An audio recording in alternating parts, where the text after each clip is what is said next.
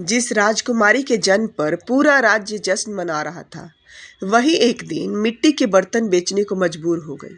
आखिर क्यों? तो ये जानने के लिए वीडियो के अंत तक बने रहिए, और वीडियो पसंद आए तो प्लीज़ इसे लाइक, शेयर एंड कमेंट करिए और हमारे चैनल को सब्सक्राइब करना ना भूलिए। तो चलिए शुरू करते हैं कहानी। प्राचीन समय की बात है, जब भारत के एक समृद्ध राज्य में राजा वीरेंद्र सिंह का शासन था। राजा न्यायप्रिय, वीर और अपनी प्रजा के प्रति अत्यंत दयालु थे। उनकी एक ही संतान थी, राजकुमारी सुहानी। सुहानी का जन्म जैसे ही हुआ, राजमहल में हर्षोल्लास की लहर दौड़ पड़ी। राज्य में उत्सव का माहौल था। राजमहल को दीपों से सजाया गया था।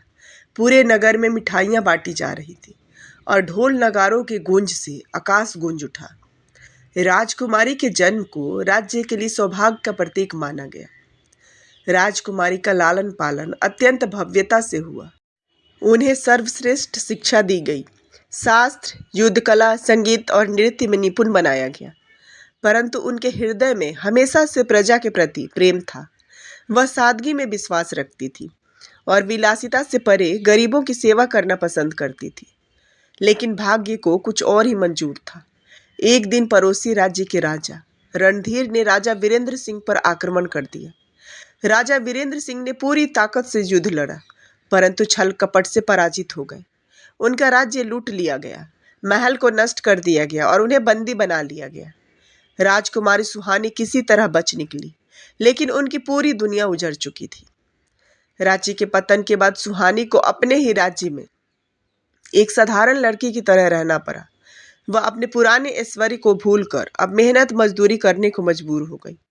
उनके पास कोई गहने, कोई संपत्ति नहीं बची थी। कुछ समय तक उन्होंने एक वृद्ध महिला के घर शरण ली, जो उन्हें अपनी बेटी की तरह मानने लगी। वृद्धा का नाम मंगला था, जो एक कुम्हार थी और मिट्टी के बर्तन बनाकर बेचती थी। सुहानी भी मंगला के साथ बर्तन बनाने लगी और धीरे धीरे एक साधारण ग्रामीण जीवन जीने लगी। वह दिन भर काम करती, फिर शाम को गरीब बच्चों को पढ़ाती।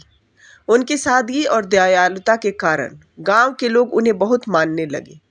लेकिन कोई नहीं जानता था कि यह साधारण सी दिखने वाली लड़की एक समय की राजकुमारी थी। एक दिन पड़ोसी राज्य के राजकुमार अर्जुन शिकार के लिए जंगल में आए।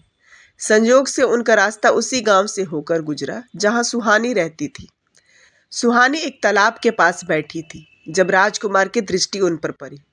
वह उनकी सुंदरता और तेजस्विता से प्रभावित हुए, लेकिन उन्होंने ध्यान दिया कि उसकी आंखों में गहरी उदासी थी। राजकुमार ने गांव वालों से उसके बारे में पूछा तो उन्हें पता चला कि वह एक साधारण गरीब लड़की है, जो मिट्टी के बर्तन बनाती है। परंतु उनकी बुद्धिमत्ता, शिष्टता और व्यवहार किसी आम लड़की से बहुत अलग था। राजकुमार अर्जुन को धीरे धीरे सुहानी से प्रेम होने लगा। उन्होंने कई बार उससे बात करने की कोशिश की, लेकिन सुहानी हमेशा उनसे दूरी बनाए रखती थी। एक दिन गांव में डाकुओं का हमला हुआ। वे गांव को लूटने लगे और कई लोगों को घायल कर दिया।